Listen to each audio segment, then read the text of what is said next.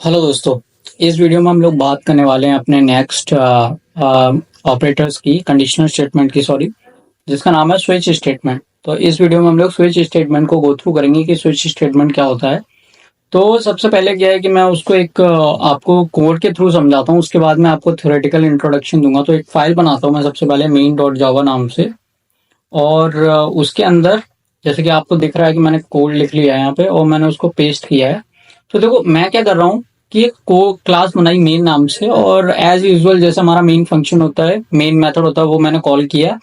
अब इसमें क्या होता है ना कि जब मैं यूजर से कोई इनपुट लेता हूँ, जैसे कि आपने कभी कैलकुलेटर बनाया होगा, तो आप यूजर से पूछते हो कि वो एडिशन करना चाहता है, मल्टीप्लिकेशन करना चाहता है, क्या चाहता है। Based on the user input हम क्या करते हैं, कोड को एग्जीक्यूट करते हैं। तो ऐसे ही मैंने अभी इसमें किया है कि अब मैं क्या कर रहा हूँ कि मैंने एक इंटीजर टाइप का वेरिएबल बनाया है डे नाम का। उसके अंदर मैं एक वैल्यू, अभी तो मैंने हार्ड कोड किए है, लेकिन रियल लाइफ में क्या करता हूँ, मैं इसको यूजर से इनपुट लेता हूँ।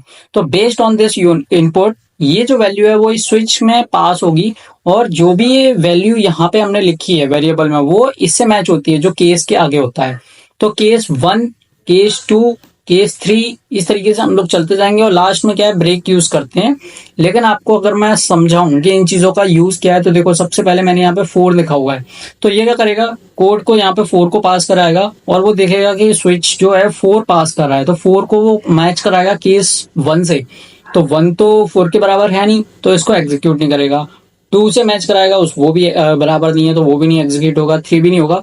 4 वाले को देखेगा कि हाँ ये जो वैल्यू है वो मेरे इसके बराबर है, तो वो क्या प्रिंट कराएगा, थर्सडे। और थर्सडे प्रिंट कराने के बाद में हमने जो ब्रेक स्टेटमेंट यूज किया वो क्या करेगा, इस प्रोग्राम से हमें बाहर ले जाएगा। अगर हम ब्रेक यूज नहीं करेंगे तो होगा क्या कि 4 तो ये थर्सडे तो प्रिंट होगा ही होगा, साथ में फ्राइडे भी प्रिंट हो जाएगा, सैटरडे भी प्रिंट हो जाएगा, और संडे भी प्रिंट हो जाएगा। ठीक है, तो मैं आपको करके दिखाता हूँ एक एग्जाम्पल इसको। पहले मैं इसको क्लियर करता हूँ टर्मिनल को। इस फाइल को सेव करते हैं और इस फाइल को कंपाइल करते हैं, जावा सी मेन डॉट जावा। ठीक है, एंटर मारा। ये फाइल जो है मेरी कंपाइल होने वाली है, देखो कंपाइल हो चुकी है। अब मैं इसको फाइल को क्या है रन करूंगा, तो रन करने के लिए कमांड क्या, हमारा जावा, फाइल का नेम मेन। अभी देखो मैंने फाइल का नेम जैसे ही डाला तो देखो थर्सडे आउटपुट में आया। अब थर्सडे आया, तो अगर मैं इसकी जगह 4 की जगह पे यहाँ पे 6 कर देता हूँ, सपोज करो आप, सेव करता हूँ फाइल को, दोबारा से इसको कोड को कंपाइल करता हूँ और दोबारा से रन करता हूँ, तो देखो आप क्या देखोगे कि इस बार जो आउटपुट आएगा वो 6 के हिसाब से आएगा। तो 6 का केस क्या है, सैटरडे, तो देखो सैटरडे आ गया।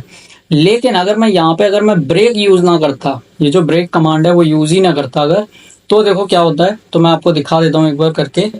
ब्रेक जो है स्विच में कंपलसरी है यूज करना, अगर नहीं करते हो तो आपका आउटपुट जो है वो गलत आएगा, एज एक्सपेक्टेड नहीं आएगा। मैं आपको करके दिखा रहा हूँ अभी।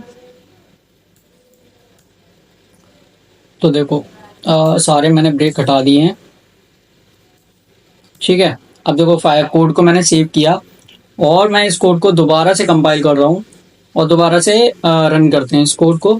देखो इस बार देखो सैटरडे संडे दोनों आया है। क्यों आया है, क्योंकि उसने मैच किया कि 6 जो है वो है कहाँ पे, तो 1 2 3 4 5 तो मैच ही नहीं हुए, तो ये कोड तो चलेगा ही नहीं।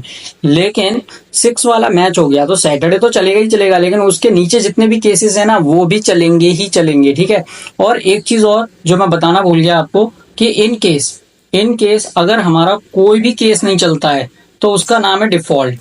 डिफॉल्ट में क्या करना है अपने को, कि डिफॉल्ट में हमें मतलब कि अगर हमने कोई ऐसी वैल्यू दे दी जो कि हमारे केसेस में डिफाइंड ही नहीं है, तो हम लिखेंगे नॉट अ वैलिड इनपुट। ठीक है, तो ये किस लिए होता है, जैसे मान लो अगर हम ये एक एग्जांपल जो मैंने बनाया है वो नंबर ऑफ डेज के लिए है कि एक वीक में कौन सा दिन आपको पसंद है। तो मान लो किसी यूजर ने अभी डाला 5।